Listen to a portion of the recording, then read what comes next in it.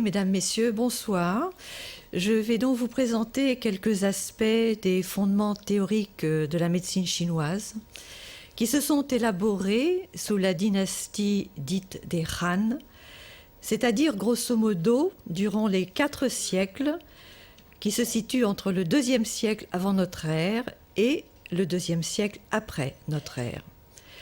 À cette époque, la Chine, après avoir connu une période féodale durant laquelle elle avait été morcelée en divers royaumes, était devenue un empire centralisé autour de la personne de l'empereur que l'on appelait le Fils du ciel. Ces fondements théoriques de la médecine chinoise, qui vont donc s'élaborer à cette période, vont rester inchangés dans leurs grandes lignes jusqu'à l'époque contemporaine. Ce qui ne veut pas dire que les théories médicales n'ont pas évolué, bien au contraire, mais c'est toujours en se référant à ces fondements de base, par une complexification, par un enrichissement ou par une modification de certains paramètres de ces fondements, voire par une modification du sens des termes ou des caractères chinois qui sont restés les mêmes, que cette évolution a eu lieu. Il en résulte que celle-ci est parfois difficile à repérer et que l'on pourrait avoir l'impression d'une pensée immobile, ce qui est loin d'être le cas. En présentant ces fondements de la médecine, je voudrais essayer d'une part de réfléchir sur les éléments qui ont conduit à leur élaboration, sur le contexte dans lequel ils sont apparus, autrement dit pourquoi ou quels sont les éléments qui font que une forme thérapeutique comme l'acupuncture s'est développée en Chine plutôt qu'en Occident. Et je m'efforcerai par ailleurs de dégager certaines caractéristiques fondamentales de ces fondements et les mécanismes de la pensée chinoise qui sont mis en œuvre à travers ceux-ci. Alors tout d'abord, à partir de quelles sources écrites? Quelles sont les sources écrites qui ont, au fond, systématisé cette théorie de la médecine chinoise? De ces siècles, aux alentours de l'ère chrétienne, il reste trop peu d'écrits pour que nous puissions avoir une image fidèle de la médecine de l'époque. En effet, à peine 1/10 de la littérature médicale attestée par les catalogues nous sont parvenus, et de surcroît à travers des éditions qui, à de rares exceptions près, datent du XIe siècle, donc qui sont beaucoup plus tardives, qui ont été épurées et remaniées. Il est vrai qu'il existe d'importantes découvertes archéologiques, de documents sur fiches de bois ou de manuscrits sur soie qui ont été mis au jour dans les dernières décennies de ce XXe siècle et plus particulièrement dans les 3 dernières décennies, notamment celle de l'important site de Mawangdui dans la province du Hunan, qui constitue pour la période des Han un apport non négligeable.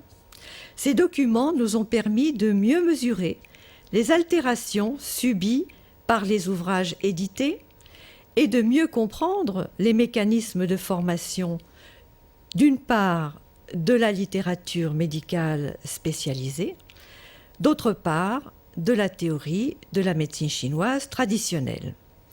Donc vous avez là un exemple de ces documents qui ont été découverts sur le site de Mawangdui, de la province du Hunan. C'est un site sur lequel on avait découvert aussi une femme conservée dans un liquide mercuriel. Et cette charte, qui est bien sûr une charte reconstituée, moderne, le document lui-même est dans un état beaucoup plus fragmenté, représente des mouvements gymniques qui sont une des méthodes thérapeutiques utilisées jadis et encore de nos jours.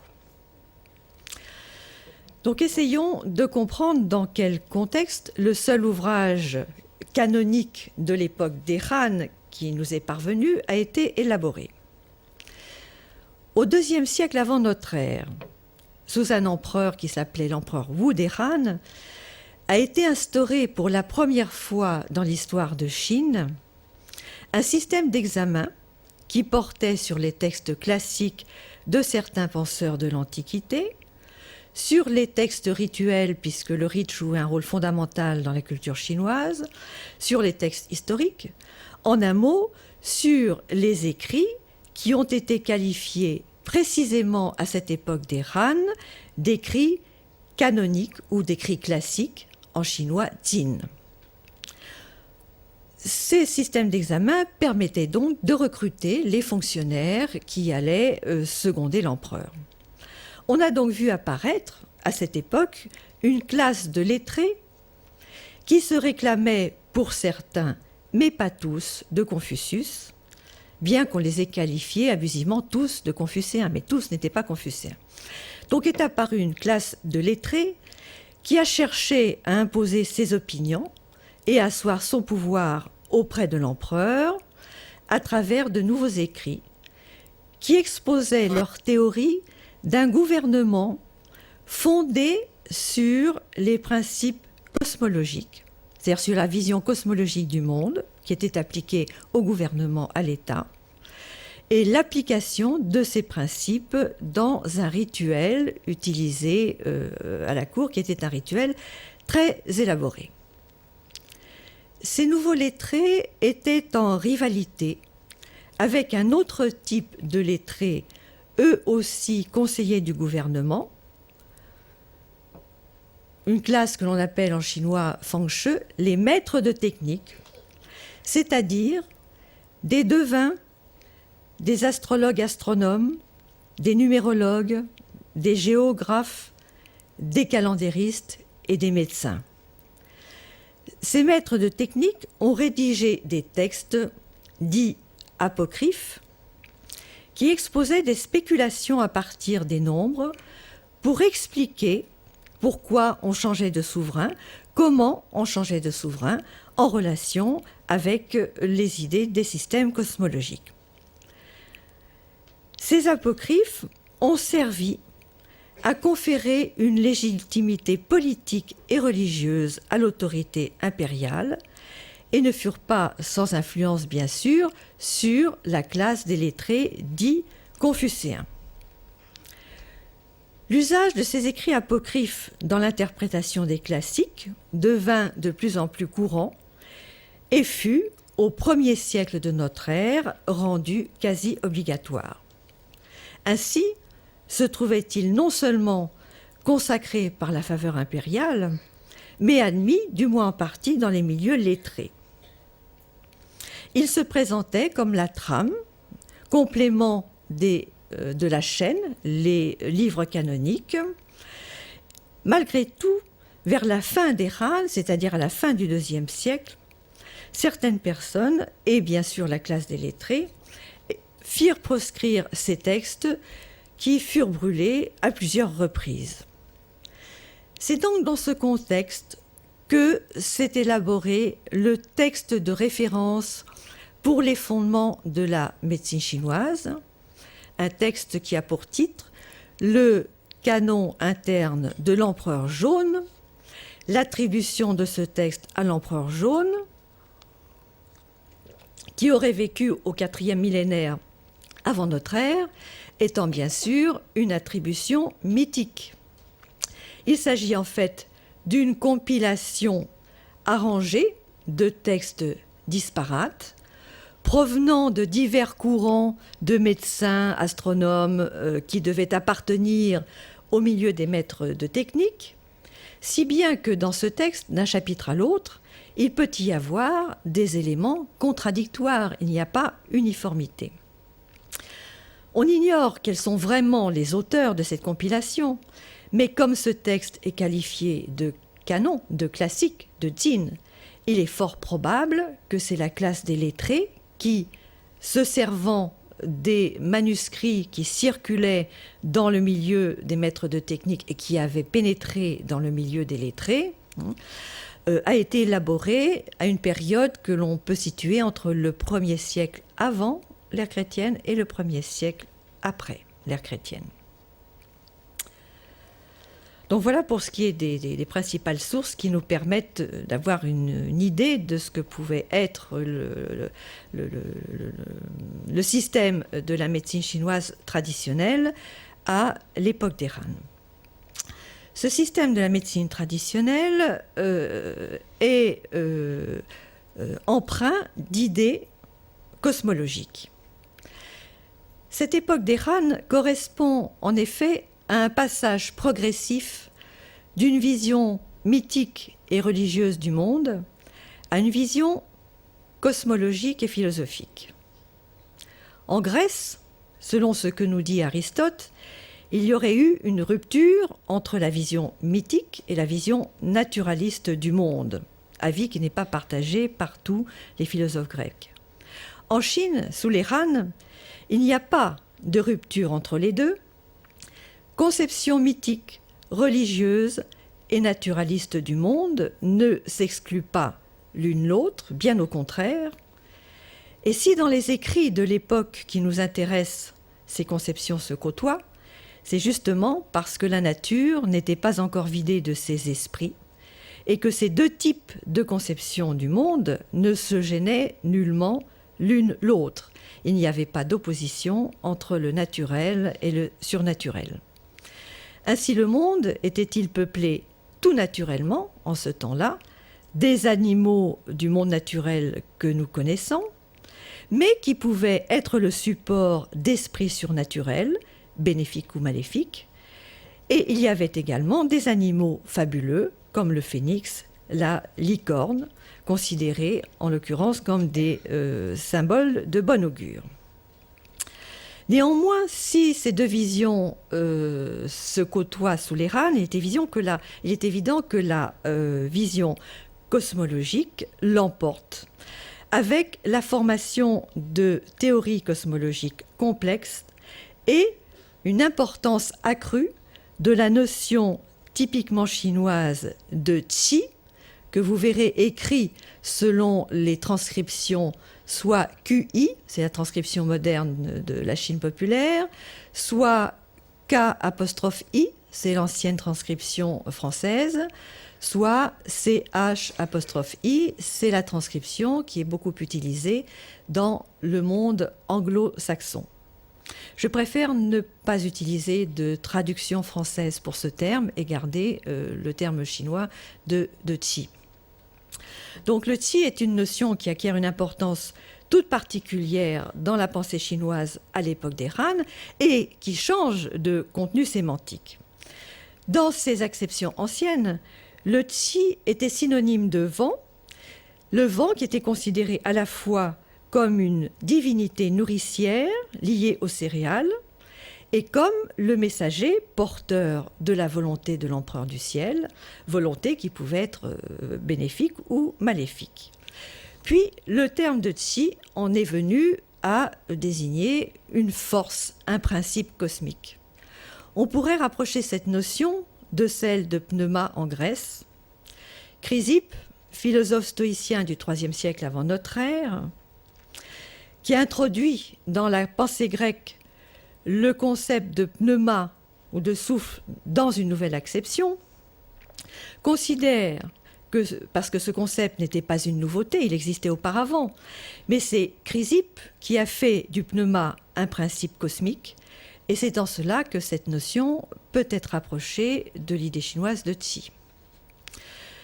Le qi peut être aussi rapproché de la notion d'air, AR, comprise par le présocratique Anaximène comme ce à partir de quoi toutes choses apparaissent, sont et seront. Les choses et les dieux, tout vient à exister à partir de cela. Or, en Chine, lorsque le qi devient un concept lié à la cosmologie, il désigne bien ce à partir de quoi toutes choses apparaissent. À l'origine se trouve le chaos, d'où émerge le qi unique, lequel se multiplie et donne apparition à toute chose. Origine du monde, origine de l'existence, le qi va être aussi à l'origine de la vie en l'homme. L'homme naît parce qu'il y a peut dire accumulation de qi. C'est le qi qui, en s'accumulant dans un espace matériel en l'homme, produit la vie. Et c'est le même qi qui, en se dispersant, va mener à la mort.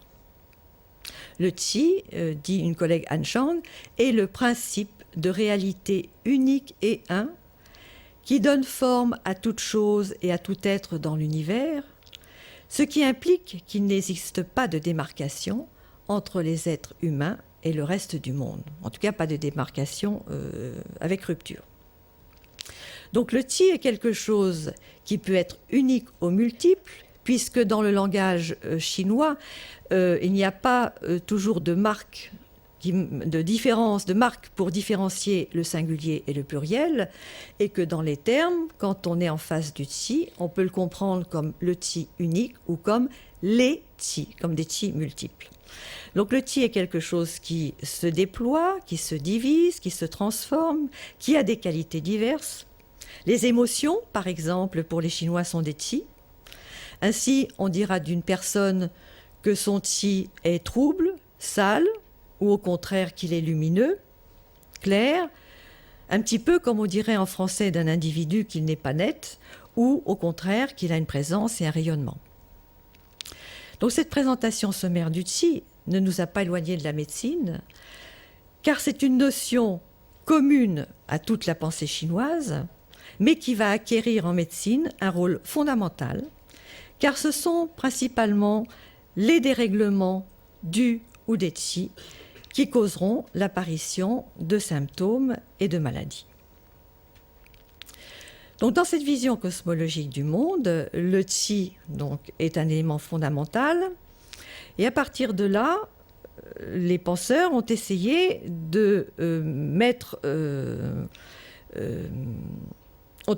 d'expliquer le monde en l'ordonnant, en le structurant. C'est l'observation des phénomènes du ciel et de la terre qui est à l'origine de l'invention de l'écriture, selon la légende. Selon la légende, un empereur mythique Fuxi a inventé les 8 trigrammes qui sont des figures à la base du livre des mutations du I Ching, et ces 8 trigrammes sont considérés comme une écriture primitive. Alors que nous dit-on? Eh bien que pour inventer ces trigrammes, Fuxi est parti de l'observation. Il a levé la tête et il a observé les figures célestes, donc autrement dit, il a fait fonction d'astronome. Il a baissé la tête et il a examiné les configurations de la Terre, donc il a agi en géographe. Et ainsi, il a ordonné et classifié ses observations. En un mot, il a ordonné l'espace et le temps. Ces astronomes astrologues qui scrutaient le ciel, qui scrutaient ses changements, ses influences sur la Terre et le monde des hommes, ont ainsi observé l'alternance de l'ombre et de la lumière, autrement dit, du yin et du yang. Lorsque l'aube paraît, le yang, c'est-à-dire la lumière, le soleil, commence à naître pour croître progressivement et atteindre son apogée au zénith vers midi, alors que la température est au plus chaud. Puis, il décroît progressivement, laissant place au yin, la fraîcheur, l'ombre, qui va croître pendant que le yang décroît. Et l'ombre, le yin, atteindra son apogée au cœur de la nuit pour continuer à laisser progressivement place au yang, à la lumière, qui réapparaîtra à l'aurore, et ainsi de suite. Donc dans cette théorie, le yin et le yang ne sont pas deux choses distinctes, mais sont deux éléments qui s'engendrent l'un l'autre. Dans ce système, on considère que le yang, arrivé à son apogée, va engendrer le yin. On est donc dans une représentation dynamique d'un temps binaire, avec l'ombre et la lumière, avec le yang et le yin.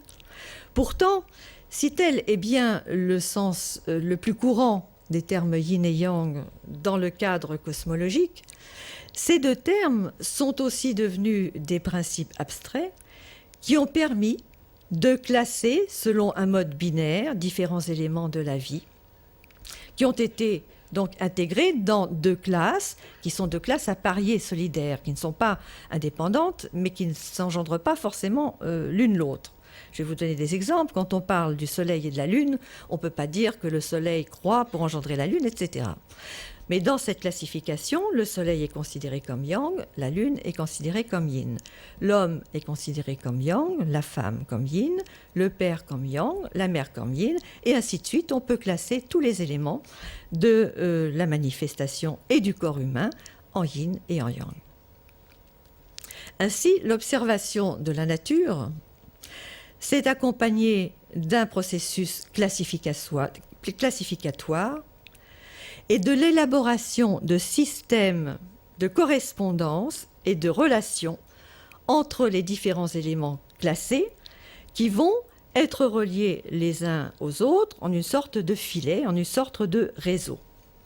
Le premier réseau, donc, c'est celui du Yang et du Yin et du Yang, et le deuxième réseau, beaucoup plus important à l'époque des Han, est le réseau des 5 agents ou des 5 éléments, pour lequel vous avez ici un tableau. Ce système de corrélation, qui part de 5 éléments, la pensée grecque, il y avait 4 éléments, ici il y en a 5, donc qui sont le bois, le feu, la terre, le métal et l'eau.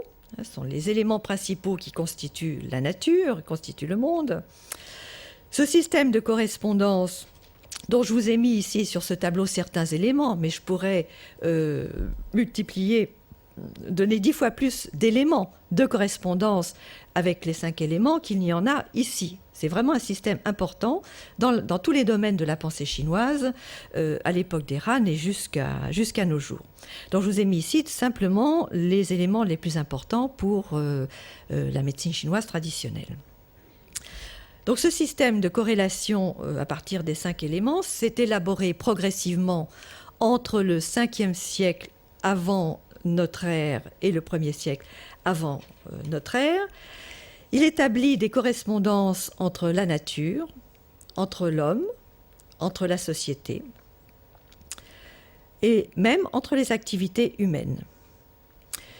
Et peu avant la dynastie des Han, à l'époque de Qin Shi Huangdi, c'est-à-dire quand s'est vraiment formé le premier empire chinois avec Qin Shi Huangdi, tout le rituel adopté officiellement par l'État était un rituel qui était établi en fonction de cette théorie des relations entre les choses à partir des 5 éléments.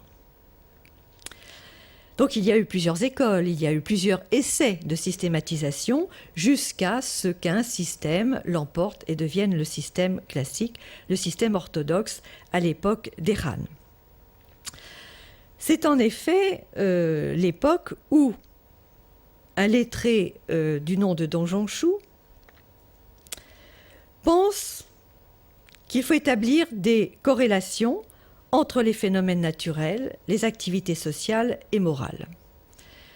Toute déviation du cours normal de la nature peut être interprétée comme une répercussion de la mauvaise conduite humaine.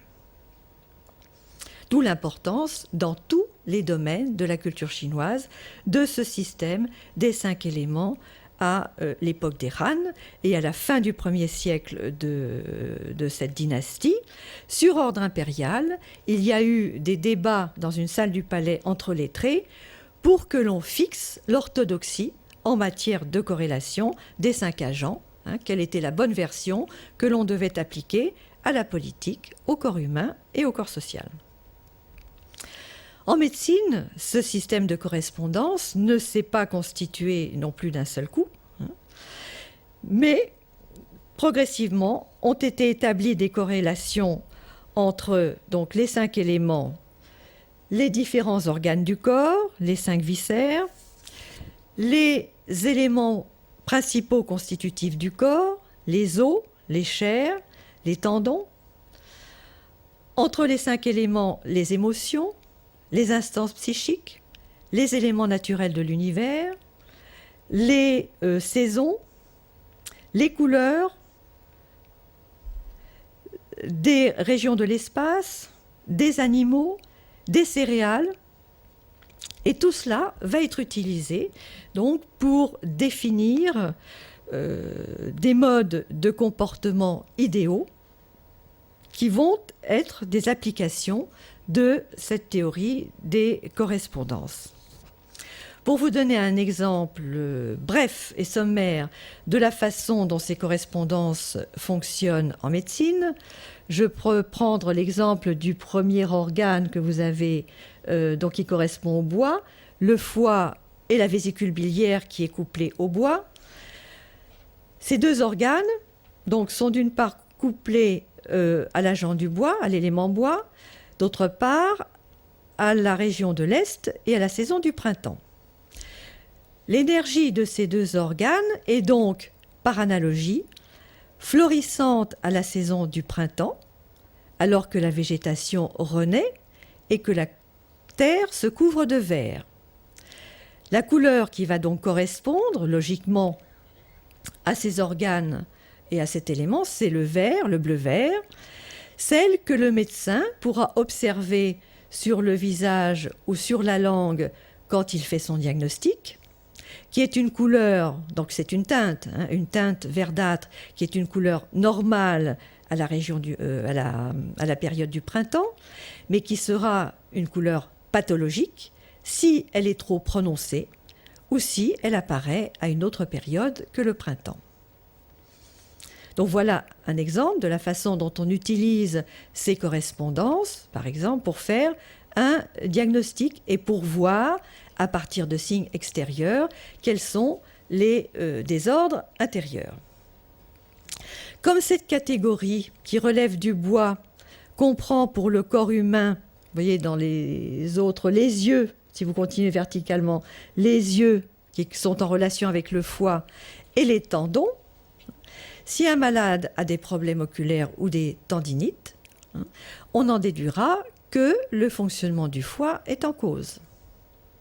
La colère est l'expression émotionnelle normale associée au foie, mais un excès de colère nuit au foie, ou à l'inverse, cet excès de colère peut être interprété comme un mauvais fonctionnement du foie. D'ailleurs, dans le langage chinois usuel, où l'on parle souvent d'une manière allusive, on ne dit jamais aux gens les choses très directement. À quelqu'un qui se mettra en colère, on lui dira « ton feu du foie est un petit peu trop important ». Si on continue avec cette table des correspondances, on arrive aux saveurs, aux odeurs, les saveurs acides, vous voyez, la chaleur tiède, les odeurs. Les saveurs et les odeurs interviennent en médecine essentiellement dans la diététique et dans la pharmacothérapie, puis en appliquant ce système de correspondance des 5 agents, ce qui fait que pour tonifier votre foie, on vous conseillera l'acide. Et au printemps, dans la diététique, il est important de bien harmoniser les saveurs de façon à nourrir d'une manière équilibrée les différents organes de votre corps.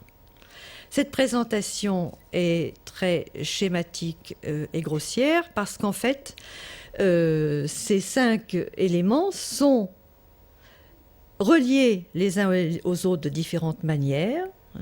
Et on peut très bien être amené à penser que l'origine d'un désordre n'est pas due, par exemple, à l'organe du foie, mais à l'organe du cœur, qui est l'organe fils, c'est-à-dire que le désordre du foie, ce sera transmis au fils, et c'est le fils qu'il faudra soigner, et pas la mère. C'est très schématique.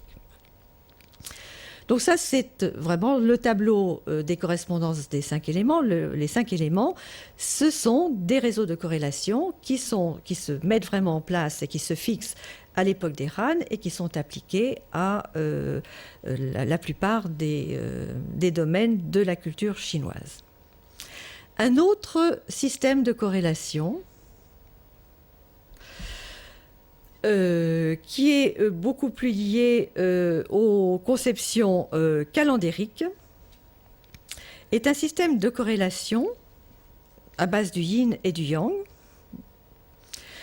qui va être un système de corrélation avec 6 éléments. Donc 6 éléments multipliés par 2, ce qui va donner une corrélation avec le chiffre 12, donc avec les 12 périodes de 2 heures de la journée ou avec les 12 mois. Parce que les représentations du corps et de son fonctionnement, qui sont élaborées dans le domaine médical aux alentours de l'ère chrétienne, aboutissent à des systèmes de correspondance qui sont si étroitement liés aux conceptions cosmologiques que l'on a vu apparaître un nouveau concept fondant à la fois le réseau de corrélation de différents constituants du corps entre eux et les corrélations de ce dernier avec l'univers.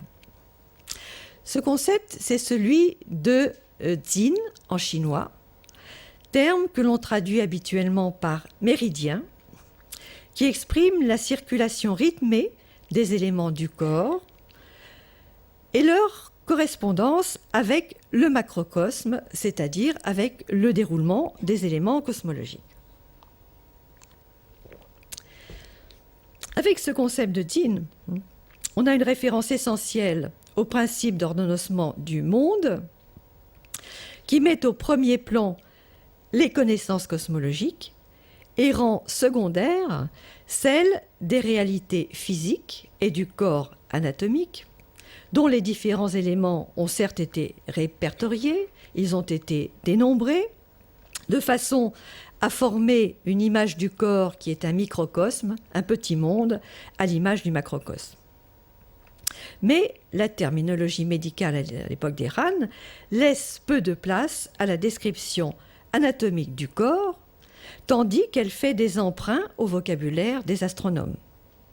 Ainsi, on parlera à propos de la circulation des fluides dans le corps humain ou à propos de la circulation du qi dans les différents méridiens, on parlera d'un cours normal ou d'un cours contrarié, de même que les astronomes disaient d'un astre ou d'une étoile qu'elle avait un cours normal ou un cours contrarié. On dira aussi qu'il y a vide ou plein de qi, terme qui, en médecine, avant de désigner un manque de qi, un manque d'énergie ou un excès d'énergie quantifiable, font avant tout référence au fait que le qi qui circule ne se trouve pas là où il devrait être à un moment donné, de même qu'en astronomie, on désigne le vide, la vacance d'une étoile qui ne se trouve pas à sa place normale à un moment précis, ou au contraire d'une étoile qui empiète sur l'emplacement normal d'une autre planète. Donc c'est à la fois aux astronomes et aux cosmologistes que la terminologie médicale emprunte le plus ces concepts, avec des références donc au qi, au yin, au yang, aux 5 éléments, à la voix, au soleil, à la lune, autant de termes qui reviennent constamment et fondent les modèles théoriques de la physiologie, dont le fonctionnement comme les dérèglements sont exprimés avec un vocabulaire qui est très redevable donc aux astronomes et aux cosmologistes. Alors quel est ce système donc des 12 méridiens? On distingue 6 modalités yin-yang de chaque côté du corps, donc soit 12 en tout. Ces 6 modalités, c'est ce que vous avez dans la colonne de gauche, donc en verticalement, le tai-yin, le yang-ming, le yang-ming répété, le tai-yin, le shao-yin, le tao-yang, le tai-yang, le shao-yin, le tue-yin, le shao-yang et le tue-yin.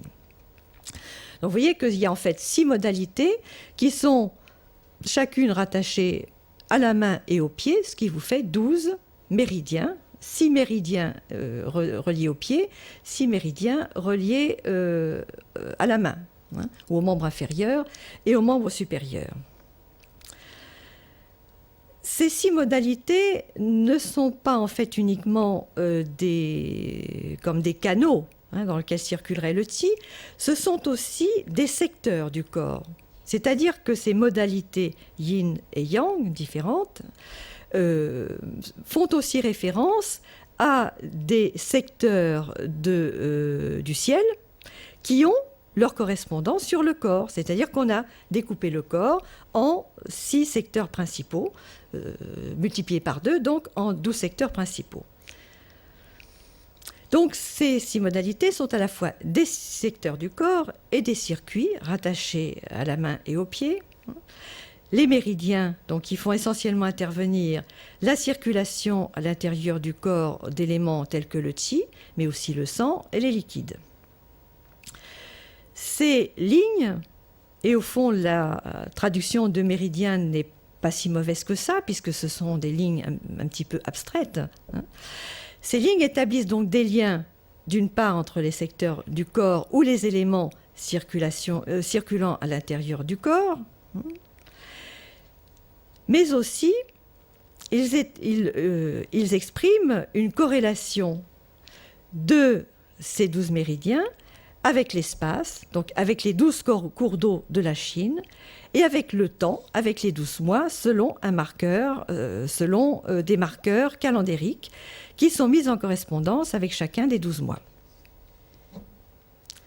Donc c'est ce que vous avez là. Vous avez donc la première colonne, les modalités yin-yang, la deuxième, les membres auxquels sont rattachées ces modalités, les cours d'eau de la Chine, donc, qui sont les équivalents métaphoriques, on pourrait dire, des 12 méridiens dans le corps humain, et dans les 2 dernières colonnes, des signes cycliques qui sont un système élaboré de désigner différentes périodes du temps dans le calendrier traditionnel chinois. Alors vous voyez que dans ce tableau, il y a une colonne, la 3e colonne, qui est celle des organes. Celle des organes qui sont des organes que je vous ai déjà montrés dans le système des corrélations des 5 agents. Pourquoi ? Parce qu'à l'époque des Han, il y a fusion entre le système de corrélation par les 5 éléments et le système de corrélation par 6 ou par 12, ce qui fait que les 5 viscères et les réceptacles qui étaient accouplés à ces viscères vont être couplés aux 12 méridiens.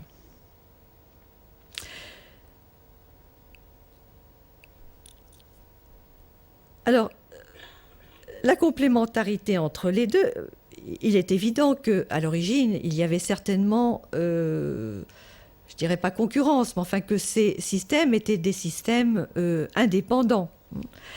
Et lorsqu'il a fallu faire un système plus élaboré, justement en les reliant, on a essayé de trouver de justifier d'une manière théorique cette nouvelle élaboration. Et c'est bien ce que fait le canon interne de l'Empereur jaune, donc cette source fondamentale pour nous, pour comprendre la médecine à l'époque. Le canon interne dit « J'ai entendu dire que l'homme est en harmonie avec la marche céleste, car à l'intérieur du corps se trouvent les 5 viscères qui sont en résonance avec les sons, les 5 couleurs, les 5 périodes d'une année, les 5 saveurs, les 5 positions.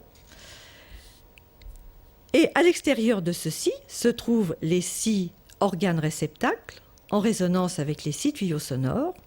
Les 6 tuyaux sonores édifient les différents principes yin et yang et les unissent aux 12 mois, aux 12 palais des étoiles, aux 12 articulations du corps, aux 12 cours d'eau, aux 12 périodes d'un jour. Les 12 méridiens sont ce qui permettent aux 5 viscères et aux 6 réceptacles d'être en résonance avec la marche céleste. Les 12 méridiens sont ce par quoi l'homme vit, ce par quoi la maladie apparaît ou disparaît, ce par quoi l'étude commence et ce sur quoi se fixe le médecin.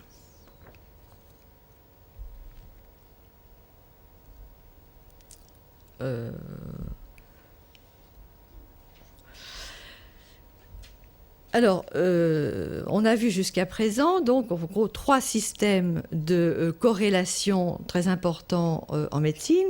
Le système yin-yang, le système des 5 éléments et le système des 12 méridiens qui permettent donc de de considérer l'être humain, le corps humain, comme un tout bien ordonné. Mais l'ordonnancement de ce monde intérieur qu'est le corps humain, qui s'est effectué à partir de ces systèmes de corrélation, n'est pas quelque chose d'indépendant. C'est un monde, un schéma, qui doit être mis en correspondance avec le monde naturel, avec le monde social, avec le monde politique et avec le monde religieux, puisque les mêmes systèmes de corrélation sont applicables aux divers domaines de cette culture. Donc ce système implique qu'il existe une interaction entre ces différents domaines, et on va élaborer progressivement une conception du monde dans laquelle les éléments sont classés selon des catégories et sont reliés les uns aux autres pour former des réseaux de corrélation qui obéissent à une dynamique et mettent en mouvement des processus divers. Et il suffit que l'un des éléments de ces systèmes soit ébranlé pour que toute une chaîne d'interférences et de désordre dans l'harmonie, dans la mise en résonance, se déclenche. Ces correspondances entre le corps et l'univers, qui appartiennent donc à cette époque à un fond commun de la pensée chinoise, ont été aussi développées et exposées en médecine, notamment dans ce canon interne de l'empereur jaune, qui dit par exemple ceci. Le ciel est rond, la Terre est carrée, ou la Terre est plate, c'était la vision cosmologique des Chinois à l'époque. Par analogie, la tête ronde va être en harmonie ou en résonance avec le ciel, et les pieds carrés, rectangulaires, vont être en résonance avec la Terre. De même que dans le ciel, on a le soleil et la lune, dans le corps humain, on a les deux yeux. Dans le pays, on a divisé le pays en 9 régions, le corps à 9 orifices, etc. Donc on a une véritable systématisation d'un paysage intérieur du corps, idée qui sera poussée à l'extrême dans les milieux taoïstes et qui donneront naissance à des représentations telle que celle que vous avez là, qui est une représentation beaucoup plus tardive, bien sûr, mais qui représente donc le corps humain. Vous voyez le corps humain vu de profil, avec en haut la tête, vous avez le soleil et la lune qui représentent les deux yeux. Le petit bonhomme... Voilà, le petit bonhomme ici, c'est la bouche. Vous avez le cœur qui correspond à l'étoile polaire, qui est le cœur de la voûte céleste. L'abdomen, les intestins avec le buffle. Et ici, la colonne vertébrale avec l'épine dorsale. Et tout un système de représentation symbolique des mécanismes du corps conçus comme un véritable microcosme. Donc cette corrélation entre l'extérieur et l'intérieur, entre le macrocosme et le microcosme, implique qu'il y a aussi une communication entre les deux. Et la communication entre le macrocosme et le microcosme s'effectue, entre autres, par les points d'acupuncture. Ces points d'acupuncture ne sont pas, à l'époque dont je vous parle, à l'époque des Han, ils ne sont pas tous et systématiquement liés aux méridiens. Ils portent des noms, et ces noms sont tout à fait évocateurs des représentations du corps sous-jacentes à cette pratique. Que le développement des points d'acupuncture soit en partie dû à l'observation empirique est indéniable, et la nomenclature de ces points en a gardé trace. Certains points sont des points de douleur, de contraction, de vulnérabilité, de saignée, de scarification. Mais les médecins des traditions galéniques ont fait des observations similaires sans pour autant développer une acupuncture. Encore moins des noms de points du corps qui évoquent de multiples domaines. Il faut donc chercher les origines de ce développement dans les cadres mentaux et les représentations du corps propres à la Chine. Le point d'acupuncture est appelé en chinois sue, ce qui signifie littéralement grotte, cavité. Et on explique dans les textes anciens que les points sont la résidence d'esprit ou la résidence de Qi. d'une part. D'autre part, qu'ils sont des lieux de communication entre l'intérieur et l'extérieur, des points de passage. Leur nombre affiché est de 360 ou 365, chiffre qui ne correspond pas bien sûr à la réalité du nombre de points décrits dans le canon interne de l'Empereur jaune. De toute évidence, ce chiffre purement symbolique renvoie au nombre de degrés de la révolution sidérale, au nombre de jours d'une année. Et le canon interne de l'Empereur jaune nous le dit, il dit les cavités du Qi, c'est-à-dire les points d'acupuncture, sont au nombre de 365 car elles sont en résonance avec les 365 degrés d'une année. Donc comme je viens de vous le dire, les noms des points d'acupuncture révèlent en fait des images du corps et des réseaux de corrélation différents de celui des méridiens.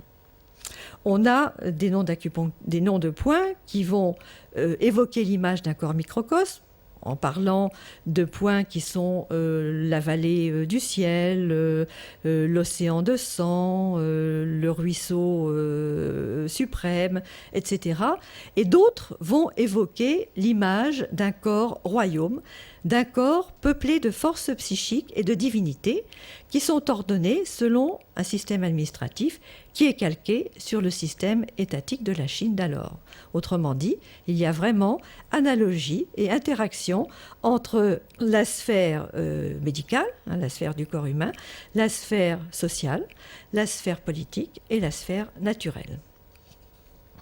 Je vous donne quelques exemples. Un point qui comportera le terme « esprit », désignera donc un esprit et il sera mis en relation de préférence avec le cœur qui est en médecine considéré comme le siège du Shen de l'esprit. Un point dont le nom comporte le terme métal sera mis en correspondance avec le poumon parce que dans le système de corrélation des 5 agents, le métal correspond au poumon. Venons-en maintenant à la maladie, les conceptions de la maladie et aux stratégies thérapeutiques appliquées pour y remédier. Donc l'idéal pour les hommes de l'Antiquité, c'était de rester assis dans un lieu pur et calme et de régler soi-même ses méridiens, c'est-à-dire d'examiner si la circulation à l'intérieur du corps, les différents fluides du Qi, était en corrélation avec les nombres et les degrés de la révolution sidérale. Au moindre inconfort, il pensait qu'il y avait eu perte de résonance avec le temps, avec les 4 saisons, avec les 5 agents, et il procédait alors à une introspection pour examiner l'état de leur corps.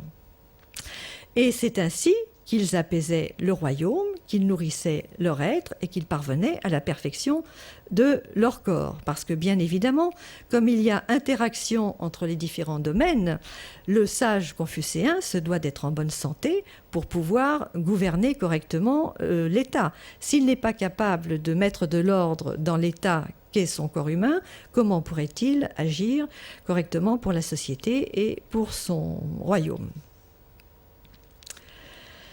Donc un individu possède à sa naissance des Qi, un potentiel de Qi, qu'il doit préserver, nourrir, parfaire tout au long de sa vie.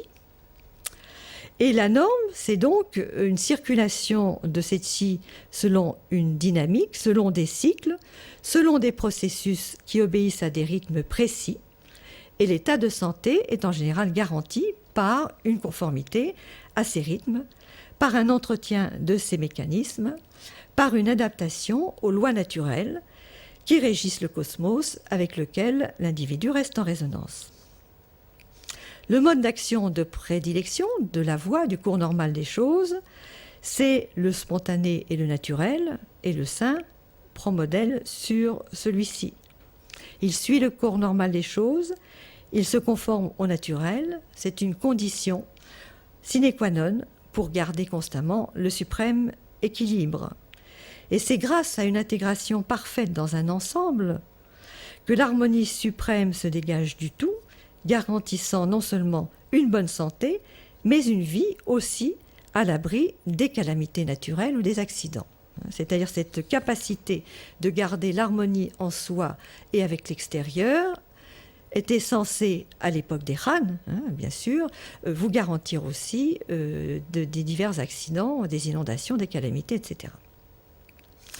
Donc il faut tout d'abord cultiver et nourrir sa vie, en suivant le cours naturel, donc en se réglant sur l'alternance du yin et du yang, en étant en harmonie avec les nombres.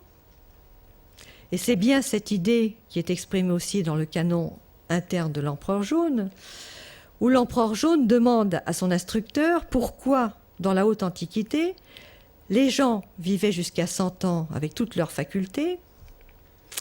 Et son instructeur lui répond, il connaissait le cours des choses, il se réglait sur le yin et le yang, il se mettait en harmonie avec les nombres, il s'alimentait avec mesure, observait des règles de vie correctes, ne se fatiguait pas inconsidérément, de sorte que leur corps et leurs esprits restaient unis.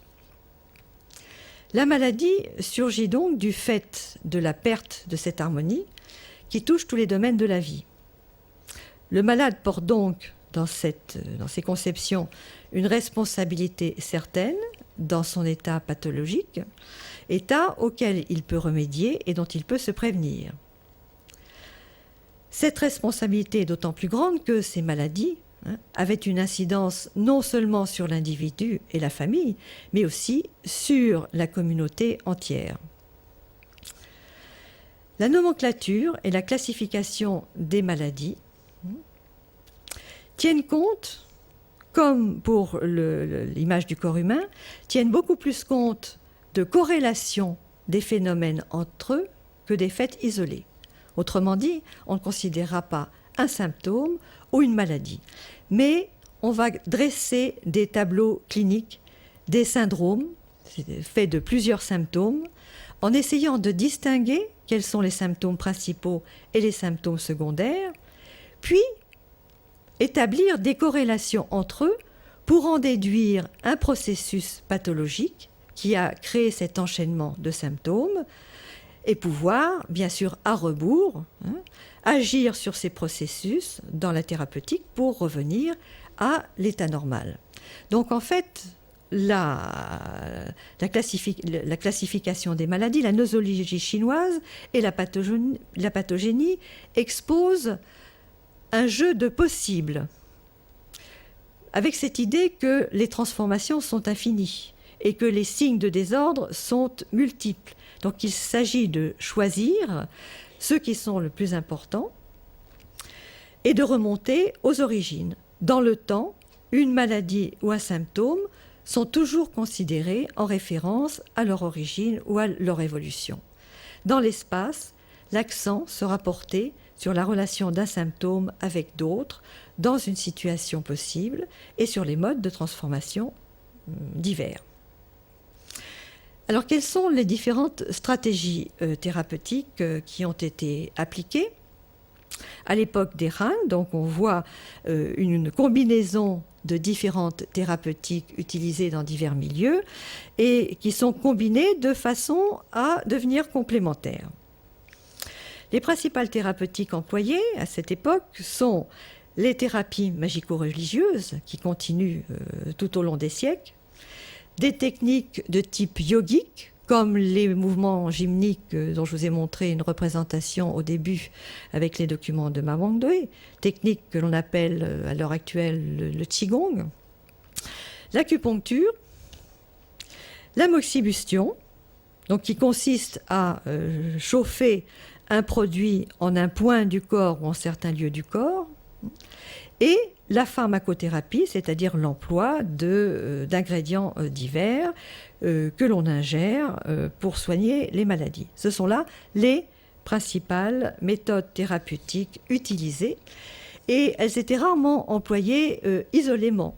Il était tout à fait possible que l'on emploie à la fois la pharmacothérapie et l'acupuncture, ou l'acupuncture et la moxibustion, ou les massages et la moxibustion, etc. Il y a eu d'ailleurs, à l'époque des Han, des essais de classification de ces différentes stratégies thérapeutiques en tenant compte de la gravité de la maladie. Si une maladie est bénigne, on interviendra par les massages, par la gymnastique. Si elle est un petit peu plus importantes par l'acupuncture à moxibustion, si les plus graves par la pharmacothérapie. On a essayé aussi de classer ces différentes méthodes thérapeutiques selon les régions, en considérant que dans le nord, il était préférable d'utiliser la moxibustion, de chauffer par exemple, alors que dans le sud, il valait mieux utiliser des pratiques gymniques. Alors l'acupuncture, donc là vous avez une représentation, c'est une peinture des Song du Sud qui représente donc dans la nature une personne à qui on fait... alors les interprétations sont multiples, certains pensent que on lui fait une moxibustion, c'est-à-dire que l'on chauffe, donc en général on prend de l'armoise, de l'armoise séchée que l'on enflamme sur un point du corps. Je pense personnellement qu'il s'agit probablement d'une autre technique, qui est une technique d'emplâtre, parce que vous voyez, le petit garçon, il a un petit rond noir qui est voilà, une espèce d'emplâtre que l'on met en différentes parties du corps. Et là, il s'agit probablement aussi de ventouses, qui est une méthode utilisée. Enfin, en tout cas, c'est une représentation d'une méthode thérapeutique. Donc l'acupuncture est un exemple intéressant de la façon dont la médecine chinoise est passée du stade magico-religieux ou du stade chamanique à celui d'un système théorique bien élaboré. Primitivement, l'aiguille était une aiguille de pierre, d'os ou d'épines, et elle servait surtout à pratiquer des saignées, des incisions, à crever des abcès, à aller chercher des corps étrangers dans la partie superficielle du corps, ou à expulser des éléments étrangers du corps. Et l'aiguille, on s'en servait un petit peu comme une arme, c'est-à-dire qu'on allait à l'intérieur du corps chercher les mauvaises influences, les mauvais chi, qui à l'époque étaient des sortes d'esprits, de démons. On allait les chercher, on les décapitait avec l'aiguille et on les faisait sortir en retirant l'aiguille.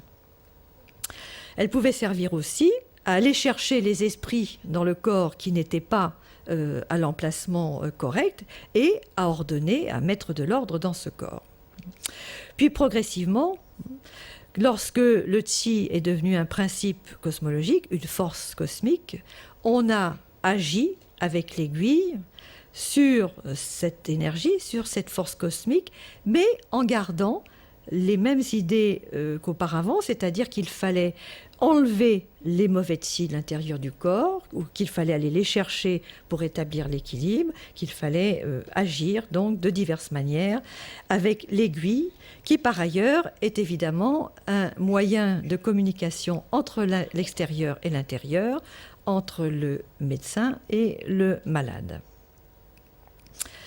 La moxibustion, c'est-à-dire l'échauffement de certaines parties du corps, était à l'origine une méthode indépendante de l'acupuncture et ses origines chamaniques sont aussi indéniables.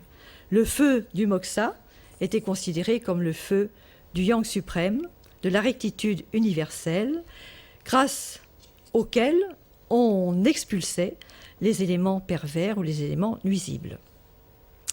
Quant à la pharmacothérapie, qui était et reste la méthode la plus usitée, elle employait des substances minérales, humaines, animales et végétales sous formes diverses, poudres, décoctions, pilules, pâtes. Les vertus magiques de certaines substances sont perceptibles à l'époque qui nous intéresse. Ainsi en est-il du cinabre, du réalgar, du musc, qui avait entre autres propriétés, là aussi, de chasser les démons et les souffles maléfiques. Avec le développement du modèle étatique du corps et de son fonctionnement, ce sont les actions thérapeutiques inspirées des modèles du gouvernement et des stratégies économiques qui apparaissent. Différents penseurs de l'Antiquité pensaient que la meilleure façon de gouverner, c'était par le non-agir. Le non-agir n'est pas une prérogative des taoïstes. D'autres penseurs, et les confucéens, disaient que la meilleure façon de gouverner, c'était par le non-agir, c'est-à-dire en étant le moins interventionniste possible. Et les médecins, sous les Han, ont tenu le même discours. Leur tâche essentielle était de savoir reconnaître l'infime déséquilibre et d'y remédier à temps. Telle était la fonction idéale du médecin qui soignait avant l'apparition de la maladie, de même qu'un sage gouvernait un royaume avant que les troubles n'y soient installés. C'est pourquoi la prédiction et le pronostic jouaient un rôle essentiel dans la médecine antique. Donc il fallait chasser le mal, certes, mais il fallait s'en protéger en fermant les ouvertures, de même que la Chine s'était protégée des invasions avec la muraille de Chine. Et ces ouvertures sont constituées pour le corps humain des orifices que l'on connaît, les orifices supérieurs et inférieurs, mais aussi des pores de la peau et des points d'acupuncture qui sont des portes d'entrée et de sortie.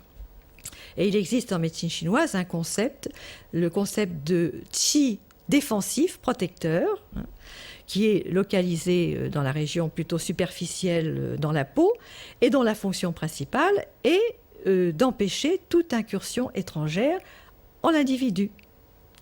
Il fallait donc établir cette protection, établir un bon fonctionnement de la circulation des énergies, veiller à ce que les échanges dans le corps se fassent correctement, avec une bonne gestion de lieux de dépôt, de lieux d'échange, de lieux de transformation. De même que dans l'Empire, il y avait des lieux de dépôt pour les grains, des greniers qui servaient à réguler l'économie, etc. En conclusion, donc, on voit bien que je n'ai pas pu peut-être développer suffisamment cet aspect-là, mais on voit bien que le savoir s'est constitué à partir d'observations empiriques qui ont été classées. Après ce phénomène de classification, on a essayé d'interpréter les relations entre ces différents éléments en définissant leurs diverses qualités et en élaborant ces systèmes de corrélation dans le corps humain, entre le corps, l'univers, la société et le royaume. Ceux qui ont élaboré cette médecine savante se sont servis d'outils intellectuels qui étaient communs à une société, à une époque donnée, et qui étaient surtout véhiculés dans le milieu des astronomes, des calendéristes et des cosmologistes.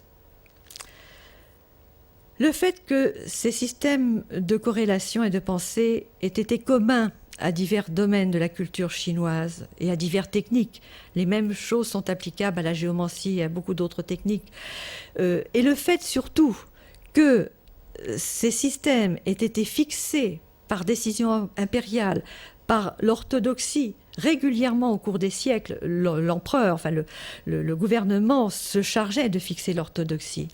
Ce sont là des éléments certainement majeurs dans la pérennisation de ces cadres mentaux et dans la spécificité de certains aspects de la médecine chinoise. Toutefois, je voudrais le répéter, ce serait une erreur de croire pour autant que la médecine chinoise n'a pas évolué, que ces concepts n'ont pas évolué. Au contraire, ils n'ont cessé de se modifier, de s'enrichir d'apports extérieurs et de déployer leur ingéniosité en découvrant de nouvelles façons d'appliquer ces fondements théoriques ou de s'en servir. Je vous remercie.